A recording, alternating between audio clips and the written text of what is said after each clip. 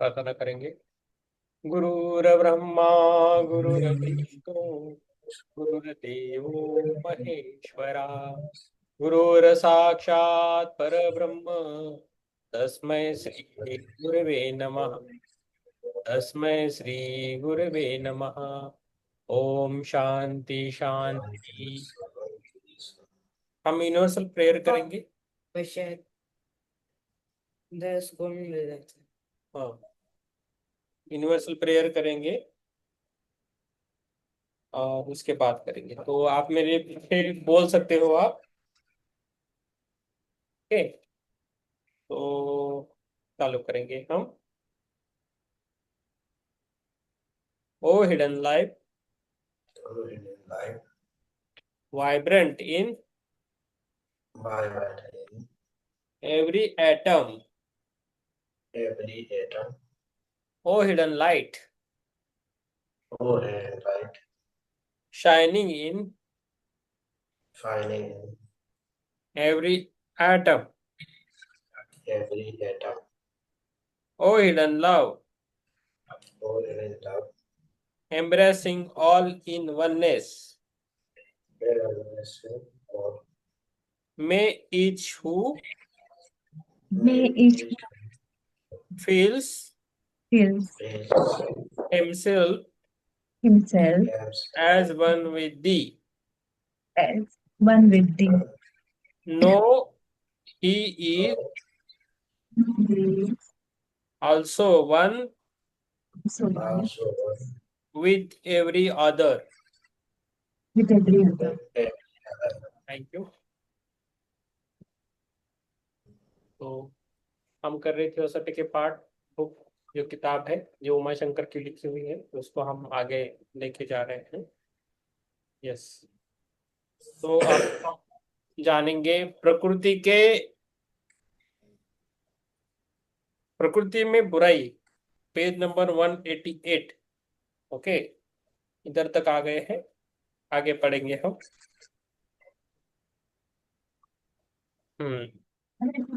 Yes, page number 188। विवेक को आप आगे रख सकते हो, ज्योति मैम। और ये और बाद में आपको बोलते हैं।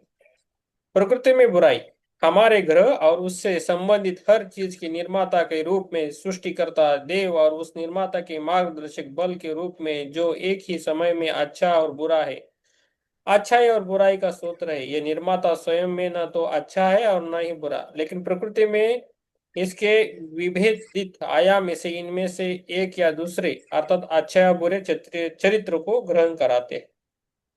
तो अच्छा बुरा कुछ नहीं रहता, कोई भी बुरा नहीं रहता, कोई भी अच्छा नहीं रहता है। हमारी सोच उसमें मायने करता है कौन अच्छा है कौन बुरा है। तो ये प्रकृति के बारे में है। लेकिन प्रकृति ने में इसके विभेदित आयाम इसे इनमें से एक या दूसरे अर्थात अच्छे या बुरे चरित्र को ग्रहण कराते हैं। तो उसको चरित्र को ग्रहण, भूकंप आ गया, अच्छा या बुरा? हाँ, नदी का पानी बह रहा है, अच्छा है क्या बुरा? एकदम बाढ़ आ गई तो अच्छा है क्या बुरा? प्रकृति है ना। तो ये प्रकृति में बुराई हम देखते हैं ऐसा। बहुत बारिश आ गई, बहुत ठंड पड़ा, तो हम कैसे, हमारी सोच क्या है, अच्छी या बुरी, ये इस पे मायने करता है। हमारा कहना है कि मेरा नहीं, सबने ऐसे ही बोल रहे कि कभी प्रकृति को बुरा नहीं बोलना है, वो उसका काम कर रहा है। बारिश आ गई तो ठीक है, वो बारिश आ रही है, उसका वो काम करे। अरे कितना बारिश आ गई, रुकती ही नहीं, मुझे ये करना था वो करना था, कितना बारिश आ रहा है, क्यों आ रहा है ऐसा, कितना ठंड आ गया, कितना कोहरा मचा है, मैं इधर नहीं जा सकता उधर नहीं जा सकता, घर में पड़ा हूं ऐसा। वो उसका काम कर रहा है, वो हमारा काम करना है बस। धूप आ गई, कितना धूप आ गई, मैं दोपहर को नहीं जा सकता, मैं काम पे छुट्टी ली ऐसा। तो ये हम बुरा बोलते हैं, प्रकृति का कभी बुरा ही नहीं करते, जो है अच्छा ही बोलो, अच्छा ही सोचो, ऐसा है। जैसे कि ये बुक में नहीं लिखा है, मैंने खुद में जोड़ के बोल रहा हूँ, ठीक है। जैसे कि स्वयं में कोई अच्छाई या बुराई नहीं है, वैसे ही न तो जीवन का अमृत है, न मृत्यु का अमृत, न ही विष, बल्कि ये सब एक और एक ही सार्वभौमिक सार में निहित है। यह या अन्य प्रभाव या परिणाम इसके विभेदन की डिग्री और इसकी विभिन्न संबंधों पर निर्भर करता है। इसका प्रकाश पक्ष जीवन, स्वास्थ्य, आनंद, दिव्य शांति आदि उत्पन्न करता है। ओके, तो इसका प्रकाश पक्ष जीवन, स्वास्थ्य, आनंद, दिव्य शांति आदि उत्पन्न करता है। अंधकारमय पक्ष मृत्यु, बीमारी, दुख और संघर्ष लाता है। SD 3rd 489 ए ब्लैवर्ट्स की quotation book page number 51 to 52 अप्रैल 10। तो इन्होंने ये रेफरेंस भी दिया है। तो अच्छा भी इसका प्रकाश पक्ष क्या है? प्रकाश का जो पक्ष है उसमें जीवन है, स्वास्थ्य है, आनंद है, दिव्य शांति आदि उत्पन्न करता है। अंधकारमय पक्ष में क्या है? मृत्यु है, बीमारी है, दुख है और संघर्ष लाता है। लेकिन वो दोनों की भी जरूरत है, ये हमने पढ़ा है ना 2 दिन से। हाँ, कल भी ऐसा पढ़ते कि ये दोनों भी हमारे लिए इंपॉर्टेंट है। आत्मवंदन चित्रा जी, पेज नंबर 189 पे आ गए हम। यस, परसों आपके लिए हम ध्यान कर रहे थे, आप बाद में निकल गए। चित्रा जी, आपके लिए आंखों का हमने ध्यान लिया था।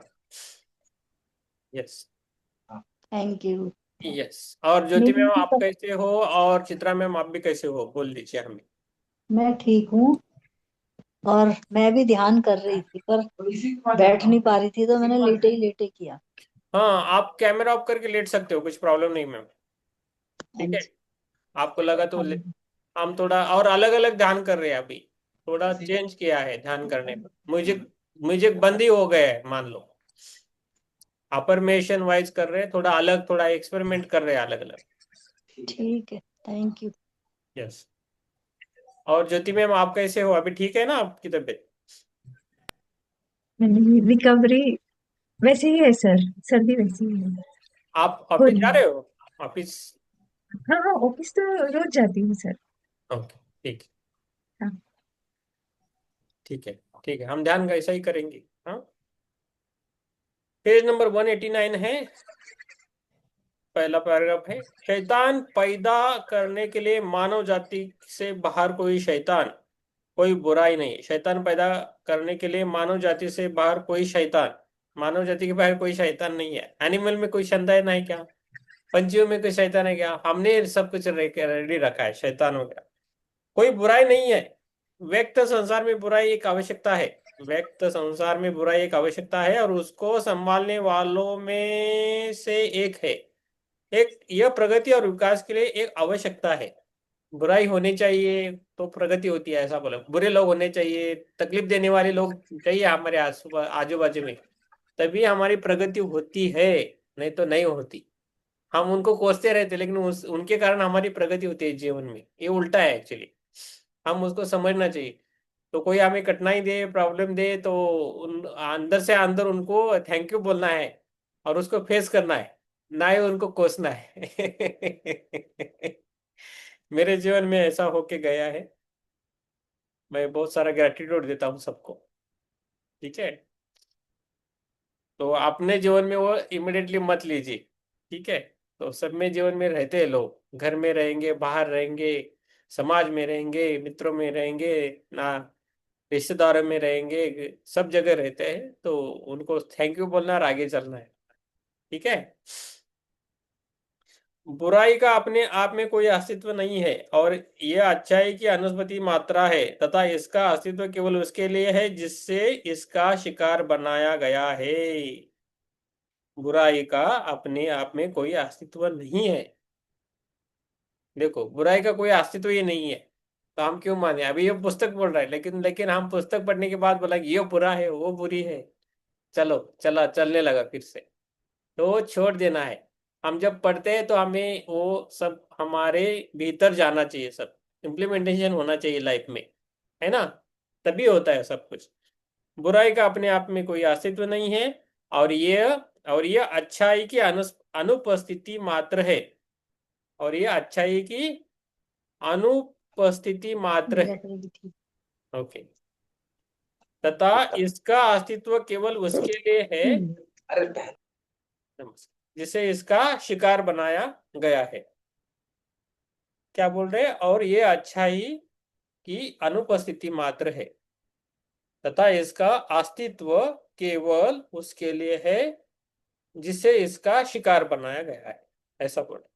ये दो कारणों से उत्पन्न होती है, ये दो कारणों से उत्पन्न होती है, और प्रकृति में अच्छाई से अधिक एक स्वतंत्र कारण नहीं है।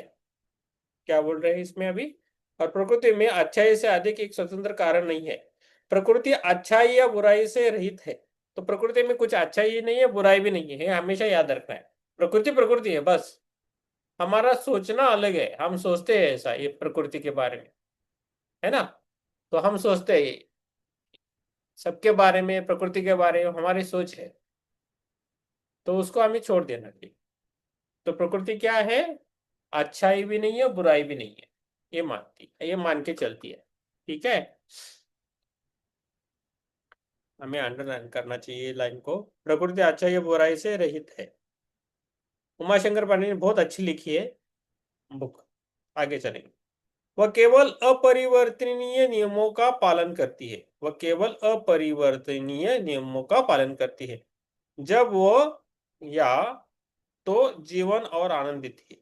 वह केवल अपरिवर्तनीय नियमों का पालन करती है जब वो या तो जीवन और आनंद देती है या पीड़ा और मृत्यु भेजती है, या पीड़ा और मृत्यु भेजती है। और जो कुछ उसने बड़ा, देखो बाढ़ आ गई, एकदम क्या हो गया, बाढ़ आ गए तो घर गए, किसी की मृत्यु हो गई, तो पीड़ा भी होगी, मृत्यु भी होगी, तो ये होता है। तो ये ऐसा बोल रहे जो, और जो कुछ उसने बनाया है उसे नष्ट कर देती है। प्रकृति के पास हर विष के लिए एक प्रतिकारक एंटीडोट है, प्रकृति के पास हर विष के लिए एक प्रतिकारक एंटीडोट है, और उसके नियमों के पास हर पीड़ा के लिए एक पुरस्कार है। देखो पुरस्कार भी मिलता है, कुछ प्रॉब्लम हुआ, कुछ हो गया, उसके बाद हमें पुरस्कार मिलता है, ये भी हमें याद रखना है। प्रकृति के पास हर विष के लिए एक प्रतिकारक एंटीडोट है, और उसके नियमों के पास हर पीड़ा के लिए एक पुरस्कार है। The Mahatma letters to A P Sinnett क्री एडिशन संख्या 88 पृष्ठ 273, ये का इसका पेज है। ओके, एकात्मक आत्मा पदार्थ के अवरोही माप पर प्राणियों और पदार्थ की अवस्थाओं के 7 चरणों में भूलता में विभेदन के क्रम में आध्यात्मिक तल से भौतिक तल तक अवरोहन डिसेंट के प्रति चरण में आत्मा के प्रकाश को भौतिक उपाधि या वाहनों जिसमें आत्मा शरीरधारी बनता है। तो अभी क्या बोल रहे, जैसे आत्मा शरीरधारी बनता है उसके बारे में है। एकात्मक आत्मा पदार्थ के अवरोही माप पर प्राणी और पदार्थ की अवस्थाओं के 7 चरणों में बहुलता में विभेदन के कर्म में आध्यात्मिक तल से भौतिक तल तक अवरोहन डिसेंट के प्रत्येक चरण में आत्मा के प्रकाश को भौतिक उपाधि या वाहनों जिसमें आत्मा शरीरधारी बनता है द्वारा उत्तरोत्तर धुंधला किया जाता है। इसलिए आत्मा के प्रकाश की अनुपस्थिति तथा निचले तल पर आध्यात्मिक चेतना के स्पष्ट प्रकाश पर समझहीन पदार्थ की प्रबलता त्रुटि की ओर ले जाती है। ये क्या बोल रहे हैं अभी, एकात्मक आत्मा पदार्थ के अवरोही माप पर प्राणियों और पदार्थ की अवस्थाओं के 7 चरणों में बहुलता में विभेदन में क्रम है।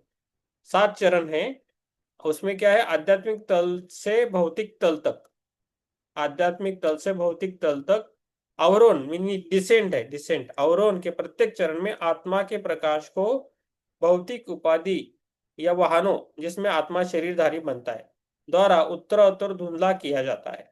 तो उत्तरोत्तर धुंधला किया जाता है, इसलिए आत्मा के प्रकाश की अनुपस्थिति तथा निचले स्तर पर आध्यात्मिक चेतना के, इसलिए आत्मा के प्रकाश की अनुपस्थिति तथा निचले तल पर आध्यात्मिक चेतना के स्पष्ट प्रकाश पर समझहीन पदार्थ की प्रबलता त्रुटि की ओर ले जाती है।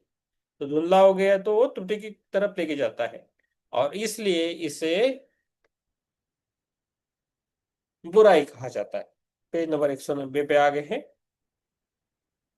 जिसे धर्मशास्त्रियों ने अपनी कल्पना में ब्रह्मांड से बाहर एक शैतान नामक अस्तित्व बना दिया है।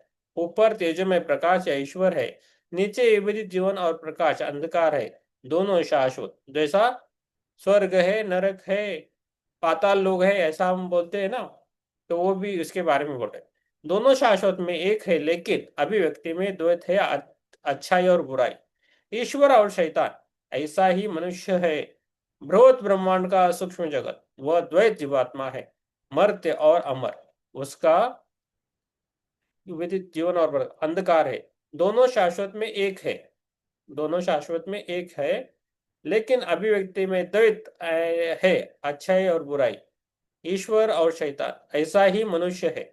बृहत ब्रह्मांड का सूक्ष्म जगत वह द्वैत जीवात्मा है, मर्त्य और अमर उसका सच्चा स्व और स्वभाव दिव्य है। आत्मा बुद्धि मनस एक में तीन और तीन में एक है। यह मनुष्य का उद्धार करता है, जिसे अच्छे सर्प के प्रतीक के रूप में वर्णन किया गया है। यह प्रत्येक अवतार में निचले चतुर्थक क्वाटरनरी में नश्वर व्यक्तिगत स्व के रूप में स्वयं को प्रतिबिंबित करता है, जो प्रायम काम तत्व पशु वासना और इच्छाओं द्वारा जीता जाता है। तो ये क्या बोल रहे हैं, जिसे अच्छे सर्प के प्रतीक के रूप में वर्णन किया गया है। यह प्रत्येक अवतार में निचले चतुर्थक क्वाटरनरी में नश्वर व्यक्तिगत स्व के रूप में स्वयं को प्रतिबिंबित करता है, जो प्राय काम तत्व पशु वासना और इच्छाओं द्वारा जीता जाता है, जो मनुष्य को त्रुटि में ले जाता है। ओके, इसलिए बुराई को विशंबर सर्प के रूप में दर्शाया गया है। इसलिए बुराई को विषधर सर्प के रूप में दर्शाया गया है। जीवात्मा एक है, अवतार में द्वैत, अच्छाई और बुराई, ईश्वर और शैतान। The theosophical movement, March 2025, lake dragons of wisdom, पृष्ठ 26 और 27। ओके, अभी निचला पैराग्राफ है। मनुष्य और प्रकृति के बाहर कोई ईश्वर या शैतान नहीं है। मनुष्य और प्रकृति के बाहर कोई ईश्वर या शैतान नहीं है, बल्कि ये व्यक्तिगत द्वैत तत्व है, जिनसे दोनों अपने सप्तकीय संरचना में निर्मित है। प्राचीन दार्शनिक इसे भली भांति जानते थे। वे बुराई को अच्छाई का अस्तर या परत, लाइनिंग और दानों को ईश्वर का विलंब, एक अविभाज्य युग्म कहते थे। इनमें से किसी की भी अनुपस्थिति में ब्रह्मांड का अस्तित्व समाप्त हो जाता है। जैसा दिन है रात है, जैसा सूरज है चांद है, ऐसा बोलते हैं ना, जैसा दिन है रात है वैसे अच्छा ही चाहिए बुराई भी चाहिए, ऐसा बोलते। लेकिन वो प्रकृति, मनुष्य और मनुष्य के बाहर कोई ईश्वर या शैतान नहीं है बोल रहे। ओके, बल्कि व्यक्तिगत द्वैत तत्व है, तो हमारे व्यक्तिगत है वो, ऐसा बोल। बुराई को अच्छाई का अस्तर या परत लानी, पहले लोगों को पता था, लेकिन बाद में सब स्टोरीज वगैरह आ गई, ऐसा ये हो गया, ऐसा ऐसा बोल रहे, लेकिन ऐसा नहीं। ओके, अभी मनुष्य में बुराई है, वो पढ़ना है। ज्योति मैम, आप है ना विवेक को आगे लेके पढ़ सकते हो क्या, तो नहीं तो यूट्यूब पे ना ये पूरा ब्लैक दिखता है मैडम। आपको पढ़ना है तो मनुष्य की बुराई आप पढ़ सकते हो मैडम। सर वो थोड़ा बाहर गया था। बाहर गया, ओके। आप कैमरा ये ऑन, देखिए। हाँ कैमरा ऑन रखो और साइड में कर सकते हो मैडम, तो समझ जी में आए। हाँ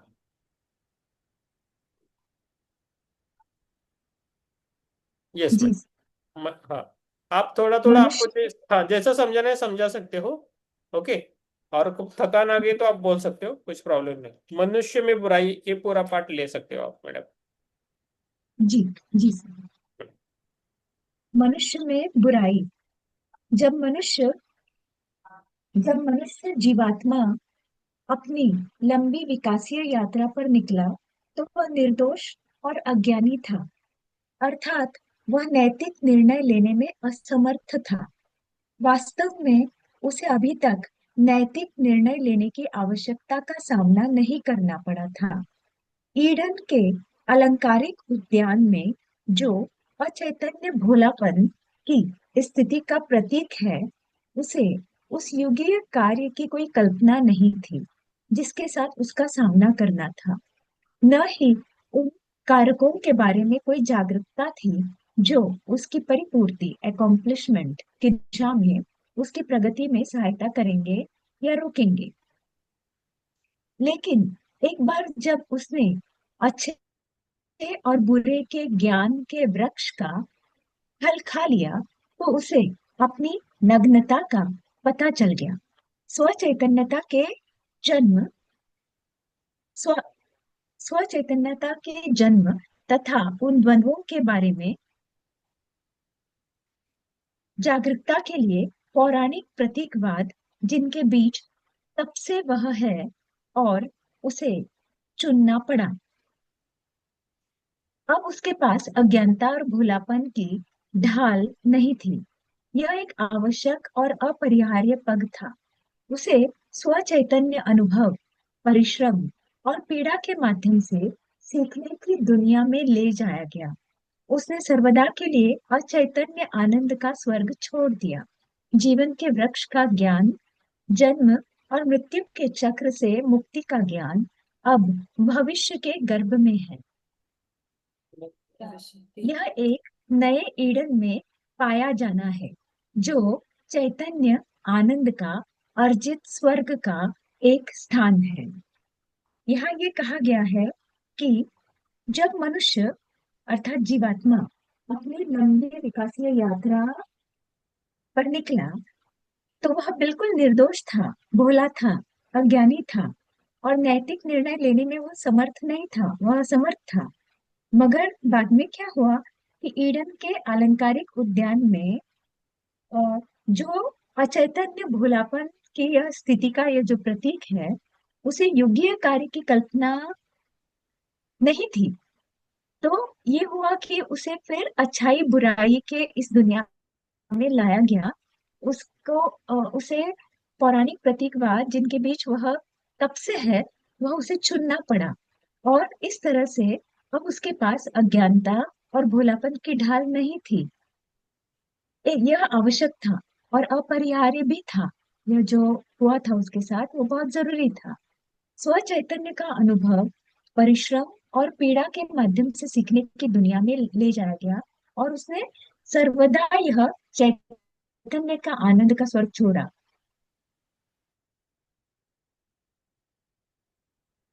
हम्म।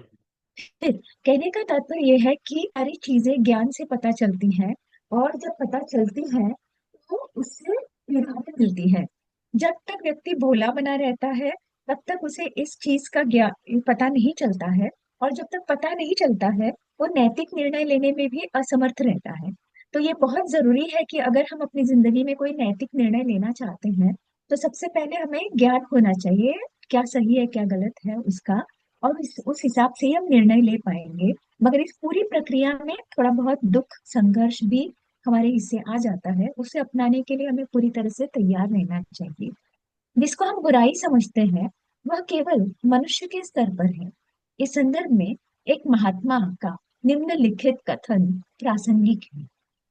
वास्तविक बुराई मानव समझ से निकलती है और इसका उद्गम पूरी तरह से ऐसे तर्कशील मनुष्य जो स्वयं को प्रकृति से अलग कर लेता है पर निर्भर करता है। केवल मानवता ही बुराई का सच्चा स्रोत है। केवल मानवता ही बुराई का सच्चा स्रोत है। अच्छाई की अधिकता बुराई होती है और जो मानवीय स्वार्थ और लालच की संतान है। हर बुराई का उद्गम चाहे वह छोटी हो या बड़ी हो मानवीय कृत्य में है। मनुष्य में जिसकी समझ उसे प्रकृति में एकमात्र स्वतंत्र एजेंट बनाती है। प्रकृति रोग नहीं पैदा करती बल्कि मनुष्य पैदा करता है। रोग जो होते हैं वो प्रकृति नहीं पैदा करती, मनुष्य पैदा करता है। प्रकृति की अर्थव्यवस्था में मनुष्य का विशेष कार्य, मिशन और नियति बुढ़ापे द्वारा लाई गई अपनी स्वाभाविक मृत्यु मरना है, दुर्घटना को छोड़कर। न तो कोई जंगली मनुष्य और न ही जंगली आजाद जानवर बीमारी से मरता है।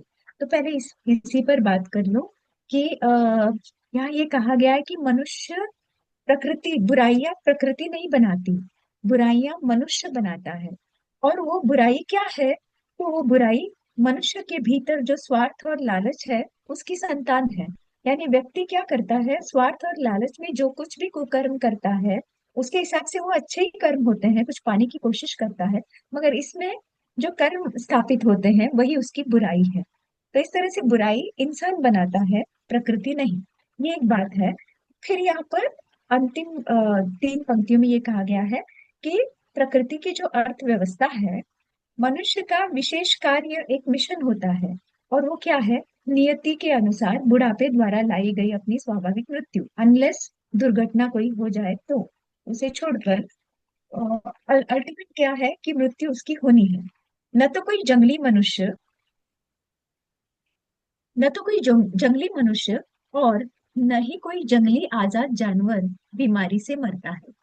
भोजन, यौन संबंध, पेय, ये सभी जीवन की प्राकृतिक आवश्यकताएं हैं। फिर भी उनमें अधिकता मानसिक और शारीरिक रूप से बीमारी, दुख, पीड़ा लाती है, और बाद वाली पीढ़ियों दोषियों की संतानों में सबसे बड़ी बुराइयों के रूप में स्थानांतरित हो जाती है। पैराग्राफ बड़ा है इसलिए थोड़ा थोड़ा पढ़ के फिर मैं बोलती हूँ। तो इसमें यहाँ ये कहा गया है कि अ, व्यक्ति के अंदर जो बीमारी आती है वह खुद उसे उत्पन्न करता है, वो प्रकृति में पैदा नहीं होती। किसी भी प्रकार की शारीरिक या मानसिक बीमारी उसकी खुद की पैदा की हुई होती है। और ये कैसे होती है? तो ये जो बीमारी है, मानसिक या शारीरिक रूप से जो बीमारी दुख पीड़ा लाती है, वो बाद में आने वाली उसकी जो पीढ़ियां होती है, वो खुद अगर दोषी है तो उसकी जो संतान होती है उनमें स्थानांतरित भी हो जाती है। तो ऐसा नहीं है कि हम जो बुरा कर्म करते हैं वो हम तक ही सीमित रहता है, नहीं, वो हमारे आगे आने वाली पीढ़ियों तक भी स्थानांतरित हो जाता है। महत्वाकांक्षा, आगे पढ़ रही हूँ। महत्वाकांक्षा सम्मान और धन प्राप्त करके जिनसे हम प्यार करते हैं, उनके लिए प्रसन्नता और सुख प्राप्त करने की इच्छा सराहनीय भावनाएं हैं। लेकिन जब वे मनुष्य को एक महत्वाकांक्षी, क्रूर, अत्याचारी, कंजूस, स्वार्थी, अहंकारी में बदल देते हैं, तो वे उसके आसपास के लोगों पर तथा राष्ट्रों पर और व्यक्तियों पर भी अनकहा संताप लाते हैं। यहाँ पर एक बहुत नॉर्मल बात कही है कि कोई भी व्यक्ति चाहता है कि उसके घर वाले, उसके जो अपने लोग हैं जिनसे वह प्यार करता है, उन्हें सारी खुशियां हासिल हो, और उसके लिए वह काम करता है, पैसे कमाने की कोशिश करता है। यहाँ तक तो सब ठीक है, वे कह रहे हैं। मगर इस चक्कर में जब व्यक्ति क्रूर हो जाता है, लालची हो जाता है, तो उसे लगता है कि नहीं, ये टीवी नहीं, स्मार्ट टीवी चाहिए, फिर लगता है कि दूसरा कुछ चाहिए, थिएटर टीवी चाहिए। ऐसे बहुत सारी चीजें मन में आती हैं, और इसे प्राप्त करने के लिए कभी कभी वो अपने हैसियत से ज्यादा स्पेंड करना चाहता है, तो हैसियत मतलब वो अलग से कुछ करना चाहता है, तो क्रूर बन जाता है, अत्याचारी बन जाता है, कंजूस बन जाता है, स्वार्थी बन जाता है, अहंकारी बन जाता है, और इन सारी चीजों को अपनाते हुए वह धन कमाना चाहता है ताकि अपने लोग खुश रहें। पर वे कह रहे हैं यहाँ पर पांडे जी कि ऐसा करने से आसपास के जो लोग हैं, राष्ट्र हैं, व्यक्ति हैं, उन पर अनकहा संताप आ जाता है, यानी इससे लोगों को काफी तकलीफ होती है। तब यह सब तब यह सब भोजन, धन, महत्वाकांक्षा, हजारों अन्य चीजें जिन्हें हमें बिना बताए छोड़ देना पड़ता है, बुराई का स्रोत और कारण बन जाती हैं, चाहे इसकी प्रचुरता में या इसकी अनुपस्थिति में। पेटू, अय्याश, अत्याचारी बन जाओ, और तुम बीमारियों, मानवीय पीड़ा तथा दुख के जनक बन जाओगे। इन सब के अभाव में तुम भूखे मरते हो, तुम्हारा कोई नहीं के सम्मान तिरस्कार किया जाता है, और बहुसंख्यक लोग तुम्हारे साथ ही तुमको जीवन भर पीड़ित बनाते हैं। इसलिए दोष न तो प्रकृति को और न ही किसी काल्पनिक देवता को देना देना है, बल्कि द्वारा घिनौना स्वार्थपरता द्वारा घिनौना बना दिया गया मानव स्वभाव ही दोषी होता है। इन कुछ शब्दों पर अच्छी तरह सोचो। बुराई के हर उस कारण जिसके बारे में तुम सोच सकते हो पर ध्यान दो, और उसके मूल तक उसका पता करो, और तुम बुराई की 1/3 समस्या का समाधान कर लोगे। मानवता को परेशान करने वाली लगभग 2/3 2/3 2/3 बुराइयों का सबसे बड़ा मुख्य कारण, जब से वह कारण एक शक्ति बन गया है, यह किसी भी रूप में और किसी भी राष्ट्र में धर्म है। यह पुरोहिती जाति, पुरोहित वर्ग और चर्च कोष्टक में या धार्मिक निकाय है। यह उन भ्रमों जिन्हें मनुष्य पवित्र मानता है में उसे उन असंख्य बुराइयों के स्रोत की खोज करनी है जो मानवता का महान अभिशाप है और जो लगभग मानव जाति को अभिभूत कर देता है। अज्ञानता ने देव बनाए और धूर्तों ने मौके का फायदा उठाया। याद रखें, मानवीय दुखों का योग उस दिन तक कभी कम नहीं होगा जब मानवता का बड़ा हिस्सा सत्य, नैतिकता और सार्वभौमिक उदारता के नाम पर अपने झूठे देवताओं की वेदियों को नष्ट नहीं कर देगा। The Mahatma letters to A P Sinnett, CR edition, संख्या 88, पृष्ठ 273 275। यहाँ ये कहा गया है कि व्यक्ति इस प्रकार से जब धन कमाने की और अपने धन कमाने की कोशिश करता है और अपनी जिंदगी की राह पर अग्रसर होता है, तो कभी कभी वह घिनौने काम करने लगता है और इसके कारण उसके सारे साथी उसका साथ छोड़ देते हैं। सभी से उसका संबंध टूटने लगता है और वह तिरस्कृत होता है, सबके द्वारा पीड़ित किया जाता है। ऐसे समय में दूसरों को दोष देने की जगह उसे ये सोच लेना चाहिए कि यह सब मेरे साथ क्यों हो रहा है। आदमी अगर अपनी समस्याओं पर, अगर उसके मूल पर अगर सोचे, तो आधी से अधिक समस्या वो खुद ही सॉल्व कर देगा, खुद ही सुलझा देगा। तो समस्याओं में घबराए नहीं या फिर प्रतिकूल उसका रिस्पॉन्स न दें, बल्कि ये देखें कि ये समस्या मुझ पर क्यों आई है, इसके पीछे क्या रीजन है। तो आपको खुद ही उसका कारण पता चल जाएगा। और फिर अंत में उन्होंने कहा है कि कुछ देवता तो अज्ञानता में हमने बनाए और कुछ धूर्तों ने उसका मौका उठाया और उन देवताओं के नाम पर फिर वो पाखंड चल रहा है। तो जब तक ये खत्म नहीं होगा तब तक मानवता का बड़ा हिस्सा सत्य, नैतिकता और सार्वभौमिक उदारता के नाम पर झूठे देवताओं की वेदियों को जब तक नष्ट नहीं करेगा तब तक मानव का विकास नहीं होगा। आगे, अभिमान, हवस, विद्रोह और घृणा का दानव चैतन्य भौतिक मनुष्य के प्रकट होने से पहले कभी अस्तित्व में नहीं था। यह मनुष्य ही है जिसने शैतान को जन्म दिया, पाला, पोसा और अपने हृदय में उसे विकसित होने दिया। वह फिर से जिसने शुद्ध आत्मा को पदार्थ के अशुद्ध मानव दानव के साथ जोड़कर स्वयं में निवास कर रहे देव को दूषित कर दिया है। और यदि कबालीवादी कहावत दानव उल्टा देवता है, द्वैत व्यक्त प्रकृति द्वैत व्यक्त प्रकृति में अपनी तत्व मीमांसी और सैद्धांतिक संपुष्टि पाती है, तो इसका व्यवहारिक अनुप्रयोग केवल मनुष्य में पाया जाता है। SD 274। तो यहाँ ये कहा गया है कि अभिमान, मानव में जब अभिमान, हवस, विद्रोह और घृणा आ जाती है तो वह मनुष्य अपने अंदर शैतान को जन्म देता है, उसका पालन पोषण करता है और वही उस शैतान को अपने मन में, अपने हृदय में विकसित होने का मौका देता है और अपनी शुद्ध आत्मा को, जो शुद्ध उसके अंदर आत्मा है, ईश्वर का अंश है, वो फिर दूषित कर देता है। कहने का तात्पर्य है कि हर व्यक्ति के अंदर, हम चूंकि परमात्मा के अंश हैं, तो हम में वो सारी शक्तियां हैं जो परमात्मा में है। सिर्फ माया मोह में पड़कर हम सारी शक्तियां वो सारी सुप्त हो जाती हैं, सुप्तावस्था में चली जाती हैं और मानव जीते जीते इतनी सारी बुराइयां अपना लेता है कि ऑटोमेटिकली उसके भीतर जो ईश्वरीय अंश है वो भी दूषित होने लगता है और वो और सुप्तावस्था में चला जाता है और इस प्रकार से उसके कुकर्म बढ़ते जाते हैं। ठीक है। ठीक, आपको पढ़ना है या मैं पढ़ूं? जैसा आप कहें सर। चलो, ये पैराग्राफ भी पढ़ी। ये मनुष्य बुरा क्यों करता है, ये पाठ पढ़ी है पूरा। मैं नेक्स्ट पेज। जी सर। मनुष्य बुरा क्यों करता है? दी लाइट ऑन दी पाथ में कहा गया है, वह जो बुराई को चुनता है वह अपने भीतर देखने से इनकार करता है, अपने हृदय की धुन के प्रति अपने कान बंद कर लेता है, जैसे वह अपनी जीवात्मा के प्रकाश की ओर अपनी आंखें बंद कर लेता है।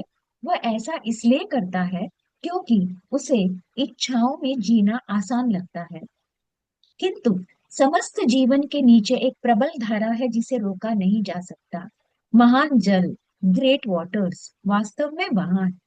उन्हें ढूंढो और तुम अनुभव करोगे कि कोई भी, सबसे घृणित प्राणी भी इसका एक हिस्सा है, चाहे वह इस तथ्य से स्वयं को अंधा कर लेता है और अपने लिए भयावहता का एक काल्पनिक रूप तैयार कर लेता है।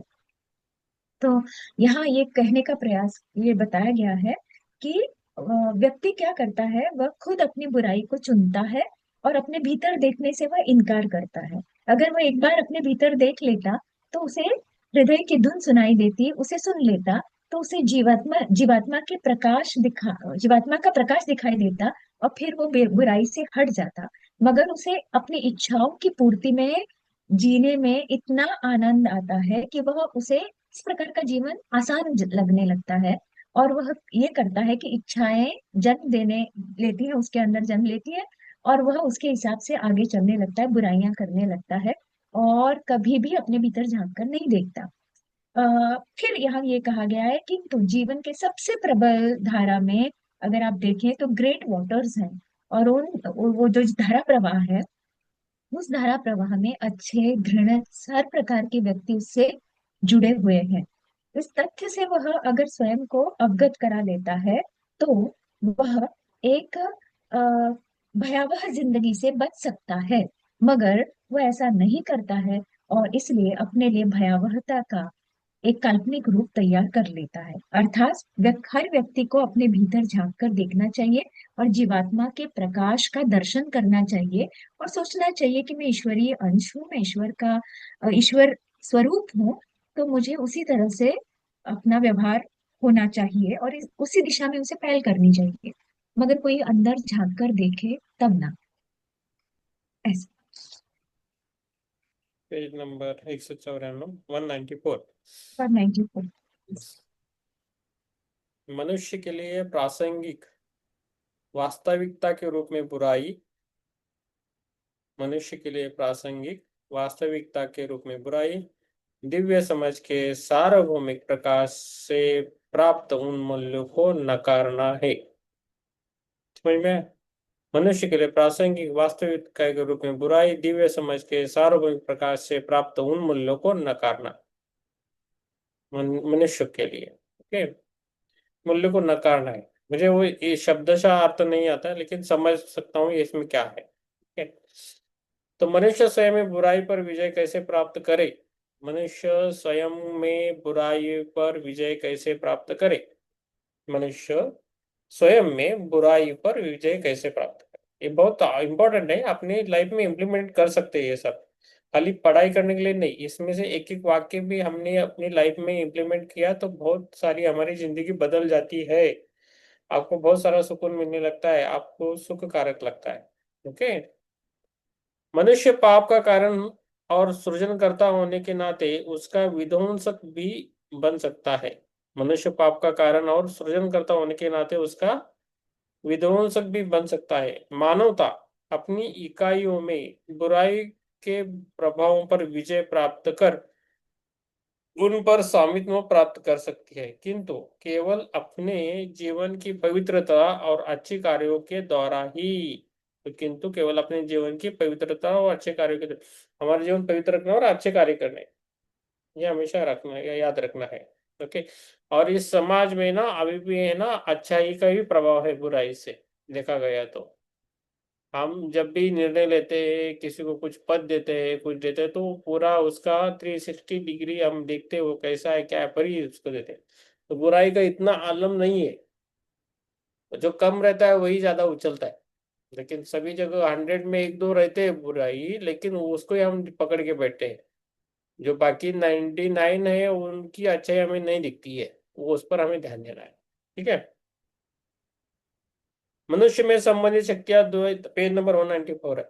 मनुष्य में संबंधित शक्तियां द्वैत मन द्वारा दर्शाई जाती है। एक टिप्पणी में कहा गया है, मनस द्विस्वभाव है, निचले हिस्से में चंद्र, ऊपरी हिस्से में सौर। कहने का तात्पर्य यह है कि वह अपने उच्च आयाम में बुद्धि की ओर आकर्षित होता है और उसके निचले आयाम में नीचे उतरता है तथा स्वार्थी और कामुक इच्छाओं से भरे अपने पशु जीवात्मा की आवाज सुनता है और इसी से इसमें एक सिद्ध तथा एक अलौकिक मनुष्य के जीवन का रहस्य निहित है। साथ ही दिव्य मनुष्य के पशु मनुष्य में मरणोपरांत अलगाव का भी रहस्य निहित है। साथ ही दिव्य मनुष्य के पशु मनुष्य से मरणोपरांत अलगाव का भी रहस्य निर्मित। ये क्या है मैडम? साथ ही दिव्य मनुष्य के पशु मनुष्य मरने के बाद भी अलगाव। अलगाव मीन्स क्या है? अलगाव, ठीक है। यानी पृथकता, मतलब एक चीज दूसरे चीज से अलग ऐसे होना, आइसोलेशन। ओके, तो मैं पढ़ता हूँ, आप बीच बीच में हमें अर्थ बताइए। ओके। जी जी काम यानी इच्छा के माध्यम से अष्टल तत्व, काम इच्छा के माध्यम से अष्टल तत्व मनुष्य को सर्वदा भौतिक वासनाओं और इच्छाओं के क्षेत्र में नीचे खींचता रहता है। मनुष्य को सर्वदा भौतिक वासनाओं और इच्छाओं के क्षेत्र में नीचे खींचता रहता है। लेकिन यदि श्रेष्ठतर मनुष्य या मानस घातक आकर से बचने की कोशिश करता है और अपनी आकांक्षाओं को आत्मा की ओर मोड़ता है तो बुद्धि विजय प्राप्त करती है और मनुष्य को अपने साथ शाश्वत आत्मा के क्षेत्र में ले जाती है। और मनुष्य को अपने साथ शाश्वत आत्मा के क्षेत्र में तो बुद्धि विजय प्राप्त करती है और वो बुद्धि क्या करती है? मनुष्य को अपने साथ शाश्वत आत्मा के क्षेत्र में ले जाती है। शरीर मनुष्य की अच्छी या बुरी सनक का पालन करता है।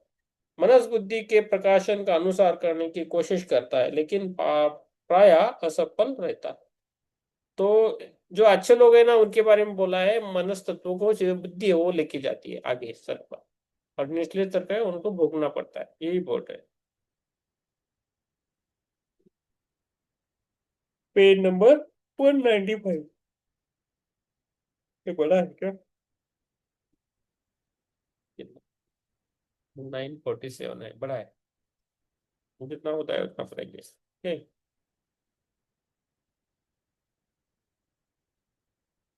मनस, पेज नंबर 195। मनस के द्वंद के बारे में यह शिक्षा हमें बुराई पर विजय पाने और अच्छाई को प्रकट करने का निर्देश देती है। फिलॉसॉफिकल अनुशासन। मनस जिसका शत्रु काम है और मित्र बुद्धि है, एक केंद्र के चारों ओर घूमता है। वास्तव में लड़ने के लिए हमें साहस की आवश्यकता होती है। बुद्धि करुणा का प्रकाश प्राप्त करने के लिए हमें धैर्य की आवश्यकता है। केवल जब बुरा मन विजित कर लेता जाता है और अच्छा या श्रेष्ठ मन कार्य करना शुरू कर देता है तभी हम बंधुत्व व्यक्त कर सकते हैं। बंधुत्व निभाने के लिए मानव मन का अनुशासन आवश्यक है। विद्यार्थी अभ्यासी के सामने कार्य अपने मन को मानवीय बनाना है। वर्तमान सभ्यता इसे पशुवृत्त बनाती है। वर्तमान सभ्यता इसे पशुवत बनाती है। यही कारण है कि जंगल का नियम इतने व्यापक रूप से व्याप्त है और मानव भेड़िया झुंड में शिकार करते हैं तथा उसकी पंख के पक्षी राष्ट्रों और वर्गों के रूप में एक साथ झुंड में आते हैं। थियोसॉफी हमें सिखाती है कि पशु स्वभाव पर कैसे काबू पाया जाए। तो हमारा जो पशु स्वभाव है उस पर कैसे काबू पाया जाए और दिव्य स्वभाव को कैसे जगाया जाए और इस तरह पूरे संसार को परिजन कैसे बनाया जाए। परिजन मीन्स से कैसे दिव्य स्वभाव को कैसे जगाया जाए और इसी तरह पूरे परिजन कैसे बनाया जाए। तो अच्छा बनाए, संसार को अच्छा बनाए, ऐसा मुझे लगता है। परिजन का अपना अपना। संसार को अपना बना। ओके, ये जो शब्द है ना, ये आपके लिए तो अच्छा ही है, आपका रिसर्च के लिए। ठीक है, नहीं बने। बुराई का सबसे अच्छा उपचार इसकी दमन नहीं है। बुराई का सबसे अच्छा उपचार इसका दमन नहीं है बल्कि इच्छा का उन्मूलन है। इच्छा ही नहीं करनी है, उन्मूलन है। और वह ये मन को लगातार दिव्य चीजों में डुबाए रखने से सबसे अच्छा होता है। और ये मन को लगातार दिव्य चीजों में डुबाए रखने में सबसे अच्छा हो सकता है। ये ब्लावर्ट्स की कोटेशन बुक, पेज 61, अप्रैल 29 ये बुक है, उसमें लिखा है। 29 अभी तक आई नहीं, 100 ईयर्स पहले की बात है। ओके, पेज नंबर 195 पे है। हमें वे सभी कार्य करे जिन्हें करना हमारे लिए अनिवार्य है। हमारा उद्देश्य शुद्ध हो, हम सभी कार्य मानवता के कल्याण के लिए करें।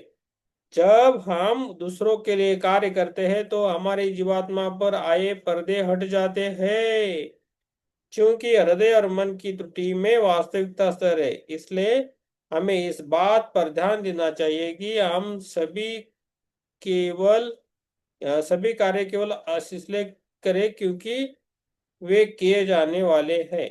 हम मनुष्य के रूप में कभी भी उन उपकरणों से ऊपर नहीं उठ सकते। हम मनुष्य के रूप में कभी भी उन उपकरणों के ऊपर नहीं उठ सकते जिनके माध्यम से अच्छाई और बुराई होती रहती है। हम मनुष्य के रूप में कभी भी उन उपकरणों के ऊपर में नहीं उठ सकते हैं जिसके माध्यम से अच्छाई और बुराई होती रहती है। लेकिन चूंकि अच्छाई और बुराई तुलना का परिणाम है और अपने आप में निरपेक्ष नहीं है। ओके, इसलिए हमें वास्तविक हम आंतरिक रूप से उस स्थान पर उठना सीखना चाहिए जहां से घटनाएं जीवन में परिवर्तन हमें मात्र परिवर्तन की तरह प्रतीत होता है। The theosophical movement, June 2022, article being an immediate agent of Karma, page number 5 to 6। Okay, page number 196 पे है। हम पहले 10 पेज तो पढ़ सकते हैं, ऐसा हम सोच रहे थे। 10 पेज पे तो किए तो फिर हमारा 10 दिन जाएगा। पहले बहुत ये हुआ, अभी ये अच्छा है। पेज नंबर 196 है। पहले विचार करें कि हम अंतर्जात बुराई से कैसे निपटे। सबसे पहले हम सहमति वापस ले सकते हैं, क्योंकि भी विचार जो हमारे भीतर उठता है वह हमारे मन के खेल के मैदान पर होता है, जिस पर हमारी पूर्ण संप्रभुता होती है, और इसलिए हम हमारी सहमति से उठता है। यदि हम अपनी सहमति वापस ले लेते हैं तो ऐसा कोई भी विचार अनिवार्य रूप से ध्वस्त हो जाएगा। तो क्या बोल रहे हैं, यदि हम अपनी सहमति वापस ले लेते हैं तो ऐसा कोई भी विचार अनिवार्य रूप से ध्वस्त हो जाएगा, क्योंकि इसके अस्तित्व का आधार ही नकार दिया जाएगा। यह निष्क्रियता का एक रूप है जो किसी भी समय बुराई की नींव को ही नष्ट कर देता है।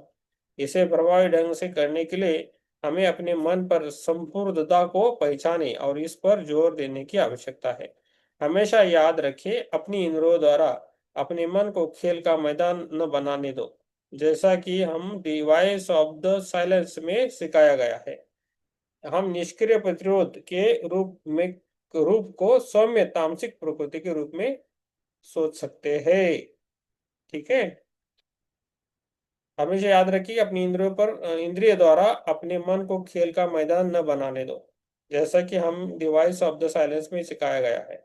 हम निष्क्रिय प्रतिरोध के इस रूप को सौम्य तामसिक प्रकृति के रूप में सोच सकते हैं, ऐसा बोल। मुझे पता नहीं आपको कितना समझ ट्राई कर रहे हैं, है ना। Yes, page number 196। दूसरे, हम नकारात्मक भावनाओं को निष्क्रिय रूप से प्रतिरोध और प्रतिकार के उनके विपरीत प्रकार की भावनाओं को उत्पन्न करके कर सकते हैं। दूसरे, हम नकारात्मक भावनाओं का निष्क्रिय रूप से प्रतिरोध और प्रतिकार उनके विपरीत प्रकार की भावनाओं को उत्पन्न करके कर सकते हैं। ये देखते हुए कि हमारे ध्यान का दायरा और सचेत विचार का मस्तिष्क स्थान सीमित है। ये देखते हुए कि हमारे ध्यान का दायरा और सचेत विचार का मस्तिष्क स्थान सीमित है। विपरीत स्वभाव की भावनाओं को उत्पन्न करने से नकारात्मक भावनाओं को भूखा रखना विपरीत स्वभाव की भावनाओं को उत्पन्न करने से नकारात्मक भावनाओं को भूखा रखना और बाहर निकालना आवश्यक होता है। यहाँ हम न केवल नकारात्मक भावनाओं की ऊर्जा और आधार को हटा रहे हैं, हमने केवल नकारात्मक भावना की ऊर्जा और आधार को हटा रहे हैं, बल्कि इसे एक विपरीत चरित्र में स्थानांतरित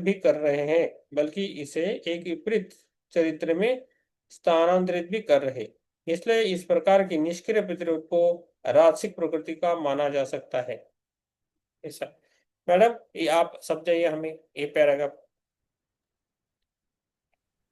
कहाँ गए?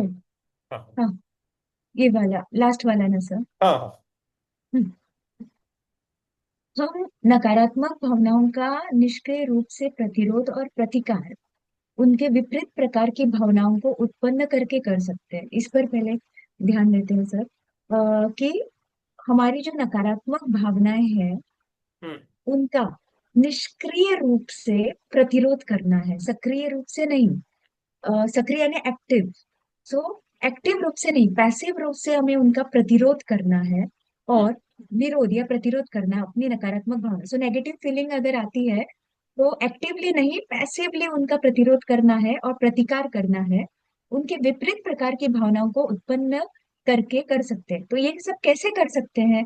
तो ऐसे है कि अगर कोई नेगेटिव भावना पैदा होती है तो हमें एक पॉजिटिव भावना भी पैदा करनी है उसके सामने। और उस पॉजिटिव को इतना प्रबल बनाना है कि नेगेटिव अपने आप में फिर निष्क्रिय हो जाएगी। इस तरह से ये करना है।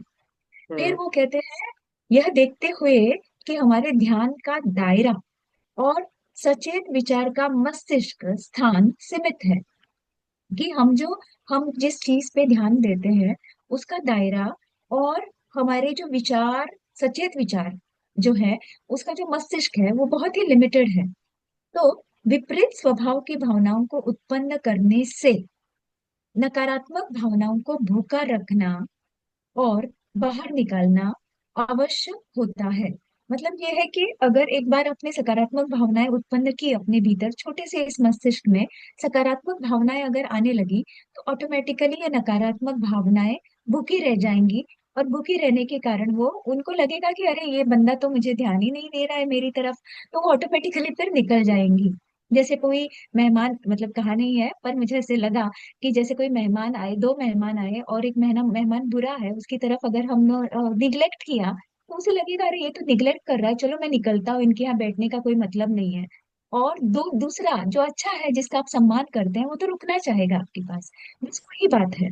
तो यहाँ हम न केवल नकारात्मक भावनाओं की ऊर्जा और आधार को हटा रहे हैं, बल्कि इसे एक विपरीत चरित्र में स्थानांतरित भी कर रहे हैं। इसलिए इस प्रकार के निष्क्रिय प्रतिरोध को राजसिक प्रकृति का माना जा सकता है। सो replace the negative with positive feeling. Okay, thank you. Yes, thank you sir. Page number 197 है, 197। 958 हो गए अभी। ठीक है, रुकेंगे इधर, ध्यान लेंगे। ठीक है। की तैयारी करो, बचने में 1 सेकंड बाकी है। यस, तो हमें ध्यान की तैयारी करना है। चलो, ध्यान के लिए बैठिए। इधर रुकेंगे क्योंकि ये नहीं होगा ये। 8 पेजेस हो गए आज। चलो,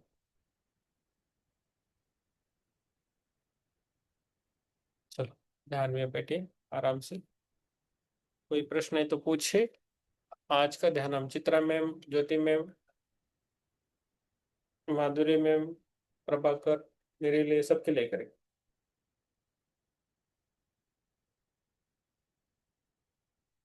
आराम से बैठे।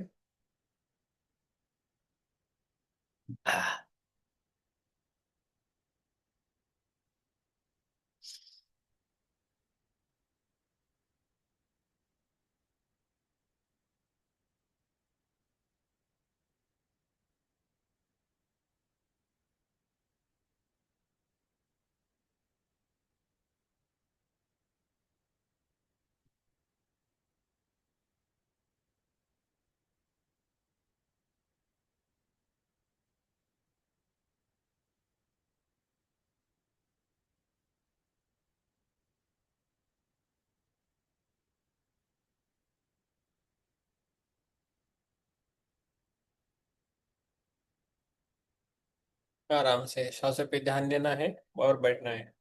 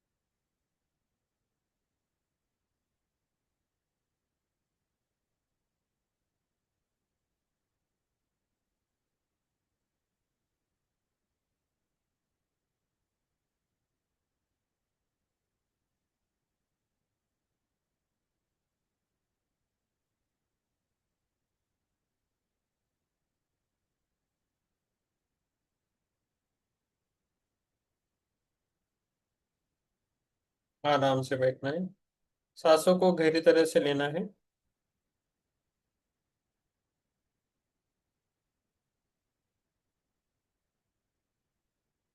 और छोड़ देना है।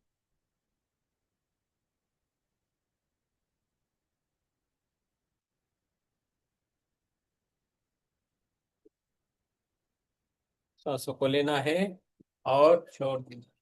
सांसों को लेना है और छोड़ देना है। गहराई से सांस को लेना है और छोड़ देना है।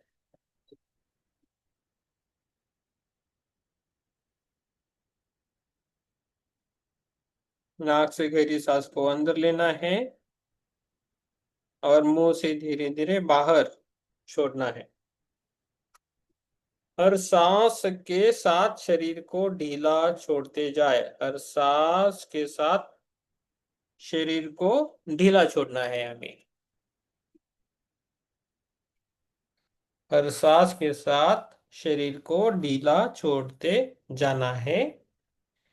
मन के सभी विचारों को कुछ देर के लिए विराम देना। मन में जो भी विचार आए उसके लिए थोड़ा विराम देना है। अपने आप में मन ही मन कहे, मैं इस क्षण पूर्ण रूप से शांत और सुरक्षित हूँ। अपने आप के मन को हमें कहना है कि मैं इस क्षण पूर्ण रूप से शांत और सुरक्षित हूँ। अभी बुराई से मुक्ति इतिहासों पर कृतज्ञता व्यक्त करनी है हमें। ओके। मन ही मन में बोलना ये प्रकार। अभी क्या करना है, आप कल्पना करें कि आपके हृदय के भीतर एक उज्जवल सफेद प्रकाश जल रहा है। ओके। ये प्रकाश शुद्धता, करुणा और सत्य का प्रतीक है। ये प्रकाश शुद्धता, करुणा और सत्य का प्रतीक है। मन ही मन दोहराना है हमें। मेरे भीतर और मेरे आसपास जो भी नकारात्मक ऊर्जा है, मैं उसे प्रेम पूर्वक मुक्त करता हूँ, करती हूँ। मेरे भीतर और मेरे आसपास जो भी नकारात्मक ऊर्जा है, मैं उसे प्रेम पूर्वक मुक्त करती हूँ, करता हूँ। बुराई, ईर्ष्या, क्रोध, द्वेष। बुराई, ईर्ष्या, क्रोध, द्वेष, मैं इनमें इनसे ऊपर उठती हूँ, मैं इनसे ऊपर उठता हूँ। मैं हर आत्मा में ईश्वर का अंश देखती हूँ। मैं हर आत्मा में ईश्वर का अंश देखती हूँ।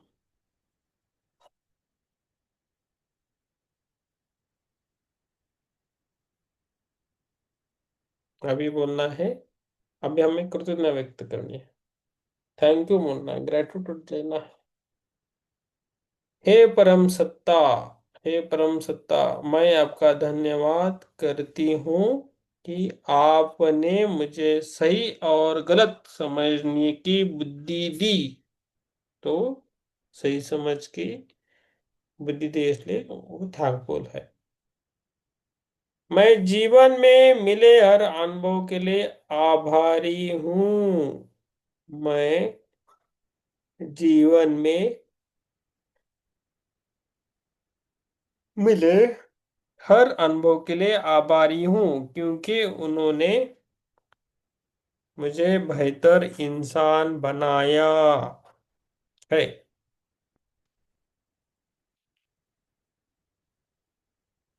हर साथ क्या हमें महसूस करना है, हमारा मन शुद्ध हो रहा है, हल्का हो रहा है। मैं हमारा मन शुद्ध हो रहा है।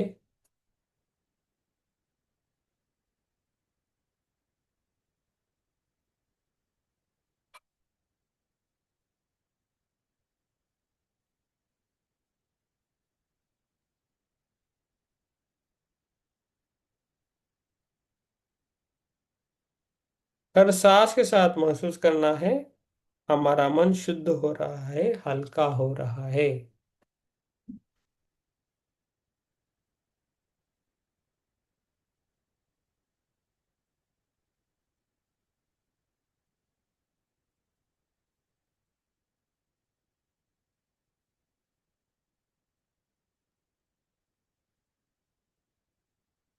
अभी हम व्यायाम संकल्प और पुष्टि दे। हमें अभी व्यायाम संकल्प और उसके लिए पुष्टि देनी है। अब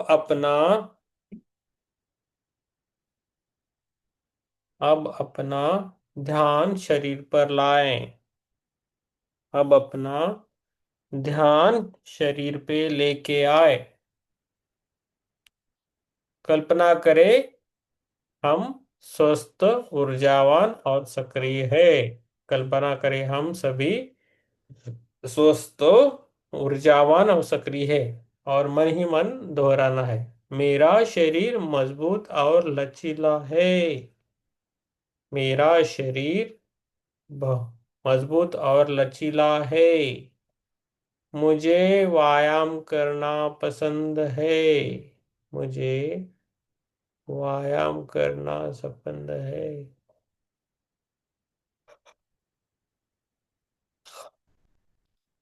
हर दिन मेरा शरीर और अधिक स्वस्थ बनता जा रहा है। हर दिन मेरा शरीर अधिक स्वस्थ बनता जा रहा है। अनुशासन मेरा स्वभाव है। अनुशासन मेरा स्वभाव है। मैं अपनी सेहत को सर्वोच्च प्राथमिकता देती हूँ। मैं अपनी सेहत को सर्वोच्च प्राथमिकता देती हूँ।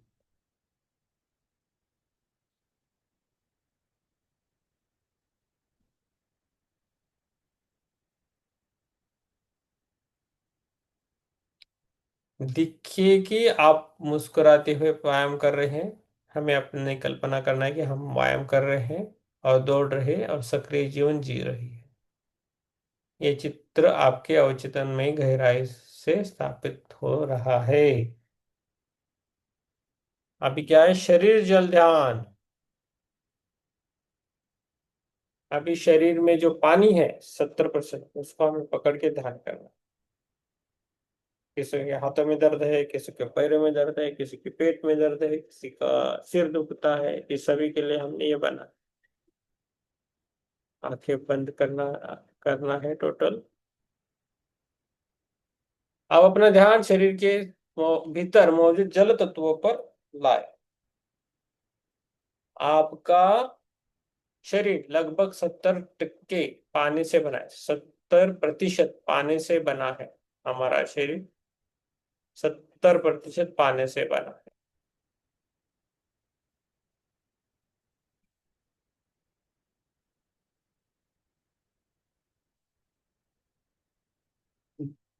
आपका शरीर लगभग 70% पानी से बना है।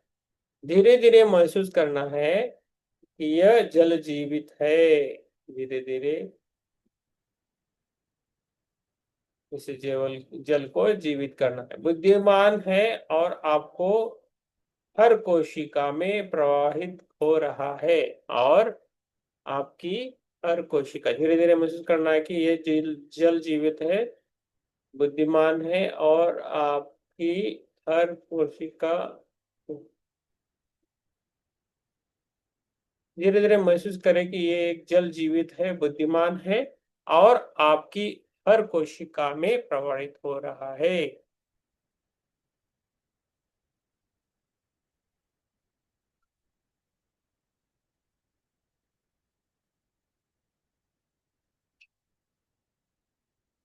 मन ही मन बोले, मेरे शरीर का हर जल कण शुद्ध, पवित्र और ऊर्जावान है। मेरे शरीर का हर जल कण शुद्ध, पवित्र और ऊर्जावान है।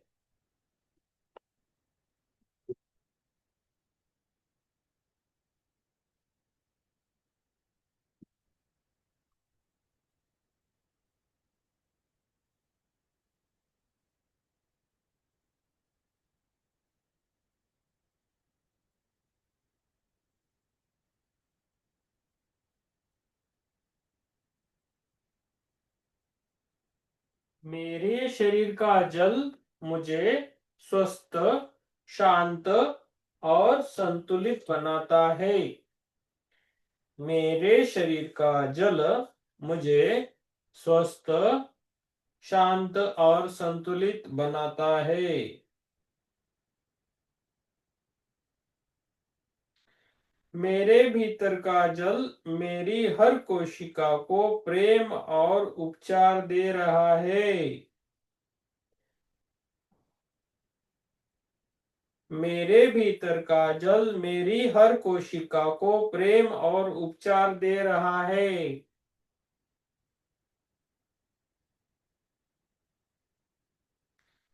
आपको कृतज्ञता व्यक्त करना है।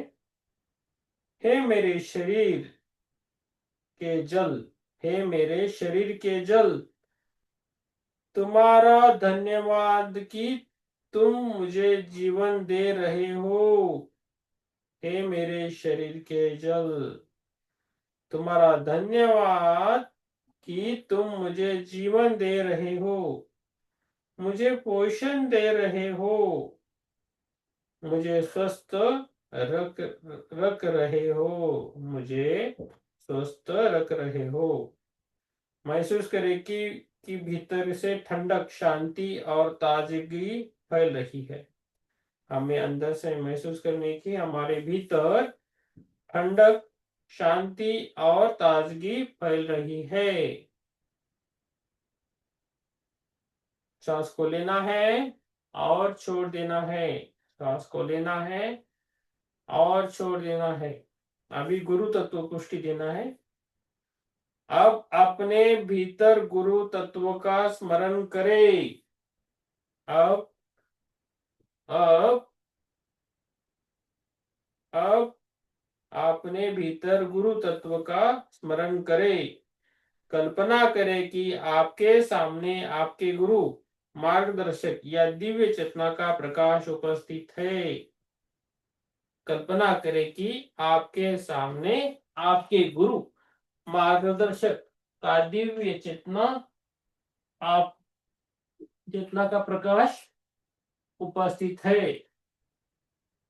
मन ही मन दोहराए, मेरे जीवन में गुरु तत्व सदैव मेरा मार्गदर्शन करता है।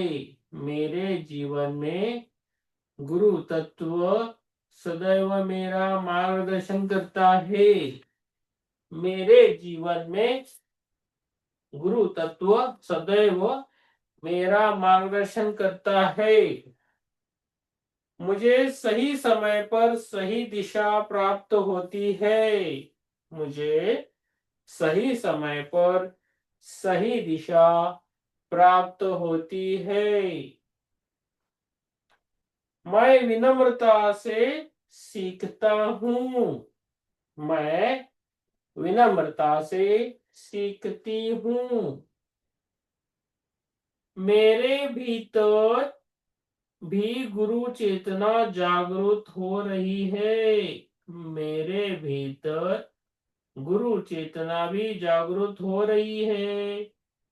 अभी कृतज्ञता भाव से हमें कहना है। आगे की पंक्तियां ध्यान से सुने, मन ही मन दोहरा सकते हैं। हे गुरु शक्ति, सांस को लेना है और छोड़ देना है। सांस को लेना है और छोड़ देना है।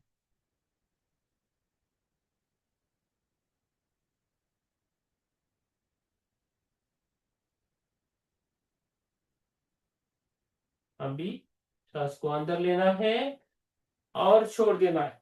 अभी भय मुक्ति ध्यान करना है। सांस को लेना है और छोड़ देना है।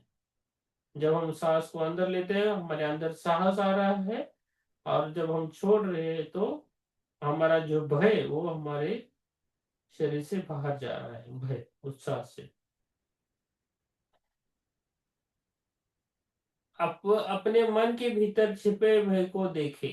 अभी अपने मन के भीतर छिपे भय को देखे, बिना जज किए उसे स्वीकार करे। जैसा है वैसा उसको स्वीकार करे और मन ही मन कहना है, मैं अपने घर हर भय को स्वीकार करती हूँ। मैं अपने हर भय को स्वीकार करता हूँ।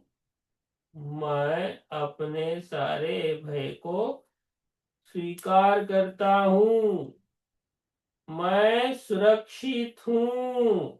मैं सुरक्षित हूँ।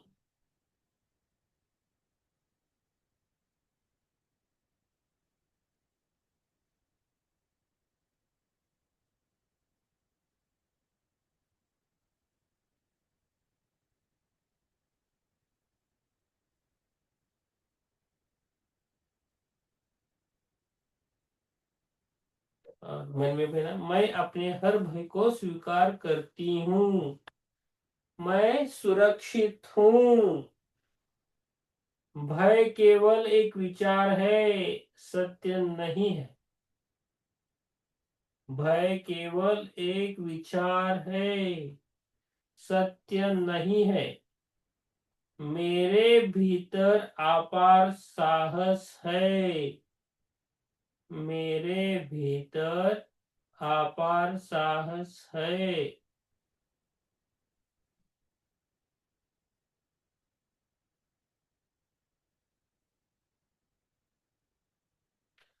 मैं हर परिस्थिति का सामना शांत मन से करता हूँ। मैं हर परिस्थिति का सामना शांत मन से करती हूँ। श्वास को लेना है और छोड़ देना है। सांस को लेना है और छोड़ देना है।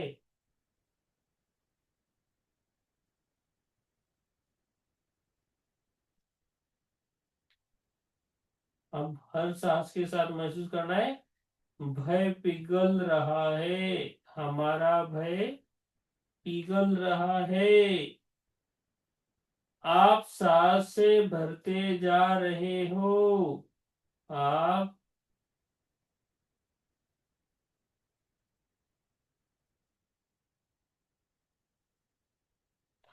कल्पना करिए कि एक सुनहरा प्रकाश आपके भीतर भीतर भर रहा है। कल्पना करें कि एक सुनहरा प्रकाश आपके भीतर भर रहा है और सारा डर मिटा रहा है। सारा डर मिटा रहा है, उसे कल्पना करना है। अभी हमें पूर्ण कृतज्ञता व्यक्त करनी है। सांस को लेना है और छोड़ देना है। सांस को लेना है और छोड़ देना है।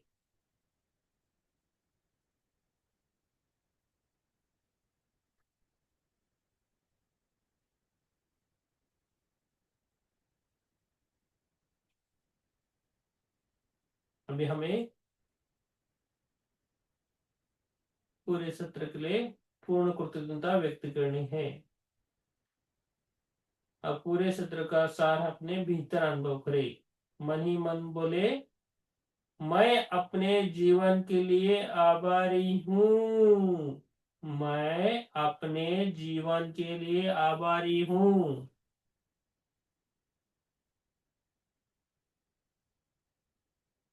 मैं अपने शरीर के लिए आभारी हूँ। मैं अपने शरीर के लिए आभारी हूँ। मैं गुरु शक्ति के लिए आभारी हूँ। मैं गुरु शक्ति के लिए आभारी हूँ।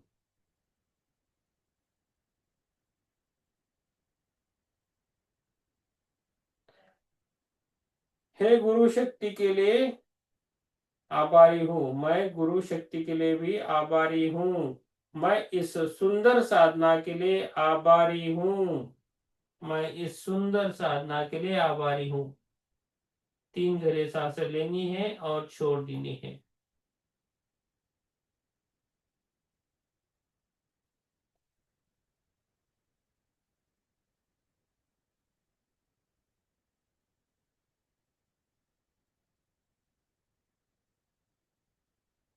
सांस लेने के बाद सांस को लेना है और छोड़ देना है।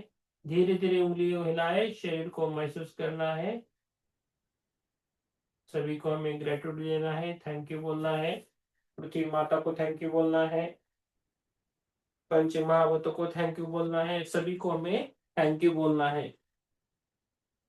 समस्त गुरुओं को थैंक यू बोलना है, भय को थैंक यू बोलना है, डर है उसको भी थैंक यू बोलना है, इस पानी को धन्यवाद बोलना है, हमारे शरीर को थैंक यू बोलना है, सभी को थैंक यू बोलना है। हम जो चीजें यूज करते हैं उन सभी चीजों को हमें थैंक यू बोलना है। Okay, thank you. और धीरे धीरे हमें बाहर आना है, सांस को लेना है और छोड़ देना है, सांस को लेना है और छोड़ देना है। अपने हाथों की उंगलियों को हिलाना है, पैरों की उंगलियों को हिलाना है और दोनों हाथों को खोल के अपनी दोनों आंखों पे रखना है 5 सेकंड के लिए। 5 सेकंड के लिए हमें रखना है। दोनों हाथ पकड़ के हमारे दोनों आंखों पे रखना है। आराम से धीरे धीरे दोनों हाथ खोलकर अपनी आंखों पे रखना है 5 सेकंड के लिए। 5, 4, 3, 2, 1, 0। आप सभी को मेरा मन से धन्यवाद। Thank you so much to you and universe.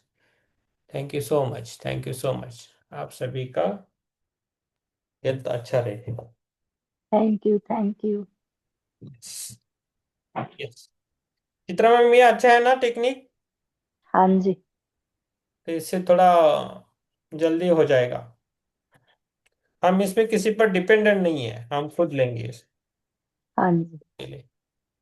Yes, thank you ma'am. आप लास्ट तक जुड़ने के लिए आपको बहुत सारा थैंक यू। और आप जल्दी से जल्दी अच्छी हो जाए और बुक पढ़ने के लिए आए। Yes thank yes, you. Thank Shubh you. रात्रि। शुभ रात्रि मैम। यस, प्रभाकर जी बोलिए। आपका कैमरा है अनम्यूट के लिए बस। अच्छा रहा ध्यान, गुदगुदी होती है अंदर। गुदगुदी हो रही है, अच्छी बात है ना। हाँ, जी कहा है। हाँ हाँ, हमें भी होती है, बहुत होती है गुदगुदी, पूरा हिलते हैं हम। अभी चालू हो गया गुदगुदी। अच्छा। अच्छा है आपके लिए। ठीक है, अभी गुदगुदी चालू हो गई है और बढ़ती है। ठीक है, अच्छी बात है। ये ऊर्जा आपके अंदर आ रही है, इसका मतलब आप अच्छी तरह ध्यान कर रहे हो। ऊपर से नीचे आपके अंदर ऊर्जा आ रही है, बाद में नीचे जाने के बाद वो ऊपर आती है। अच्छा। ऐसा है, तो होता है। ठीक है। यस, वेरी गुड, ठीक वेरी है। Good. Yes Prabhakar ji, very good. Yes, ज्योति मैम, विवेक जी। ध्यान बहुत अच्छा रहा सर। अच्छा थैंक यू, लगा ना? Thank you sir. यस हाँ, थैंक यू। यस, आप ध्यान खुद करोगे और सुबह आप भी करोगे ना। सभी को ये है, सुबह आप और थोड़ा ध्यान करोगे तो आपको सर्दी खांसी सब कुछ नहीं होगी। मुझे सर्दी खांसी नहीं होती है, नहीं आती है, प्रभाव नहीं होता। ठीक है, थैंक यू, थैंक यू सभी को। यस। सुबह भी बैठ ले, हाँ सुबह भी ध्यान में बैठ ले हाँ, 1 घंटा। नहीं नहीं, आप कितना भी कर सकते हो, आधा घंटा 1 घंटा आपके हिसाब से कीजिए। ऐसा कुछ नहीं, हम नहीं रहेंगे उसमें। यस, विवेक हाँ। ने किया क्या ध्यान? हाँ, आत्मवंदन सर। आत्मवंदन Vivek. Sir. Okay, thank you Vivek, thank you. आप सभी को बहुत बहुत थैंक यू। यस, और कुछ पूछना है क्या?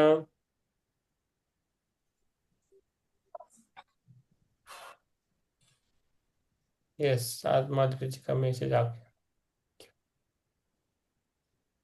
यस,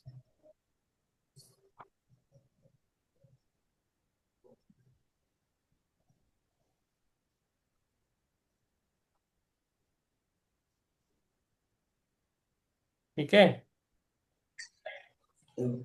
जी बोल रहे थे कि अपने कर्म अपने बच्चन पे नहीं जाता है, तो आप बोल रहे थे कि वे बोल हमने प्रश्न करो तो कि परिवार में जे, तो आप बोल रहे थे कि उनने महात्मा गांधी को उदाहरण दो तो फिर महात्मा गांधी के पुत्र महात्मा गांधी कैसे निभाए, माने बड़े बड़े आप बोल रहे थे अभी वो प्रश्न अभी आ गो, तो उस समय माने विकास हो रहा तो वो परिवार पे जा रहा, माने अब इस समय आप वक्तव्य जब चल रहे थे।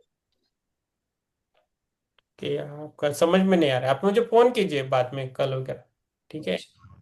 फोन पे बात करेंगे। हाँ, आप वो हमने जो बोला है ना, पहलवान थोड़ा बहुत पहलवान का बेटा पहलवान होता है, थोड़े दिन होता है, बाद में उसकी रुचि अलग होती है। सबकी रुचि अलग अलग रहती है, वो डिपेंड करता है। जैसा डॉक्टर का बेटा डॉक्टर होता है, क्योंकि वो डॉक्टर का जो हॉस्पिटल क्या हॉस्पिटल खोला है, सब कुछ है, वो कौन चलाएगा? उनका बेटा ही चलेगा, वो दूसरे को तो नहीं देंगे। तो थोड़ा बहुत होता है, लेकिन वो एडजस्टमेंट करके होता है, लेकिन बहुत सारा चेंजेस नहीं होता है, अच्छा। बहुत बड़ा चेंज नहीं होता है। महात्मा गांधी तो महात्मा बोला जाता है ना उनको, तो महात्मा जैसे उनके बच्चे नहीं हुए, ऐसा बोल रहे थे हम। हाँ। है? और वो अब अभी लेक्चर में जिया कि वो चले जाते विकास पूरा। हाँ, नहीं, हम पॉलिटिकल का बात नहीं करेंगे सर इधर, ये ऑनलाइन रहता है।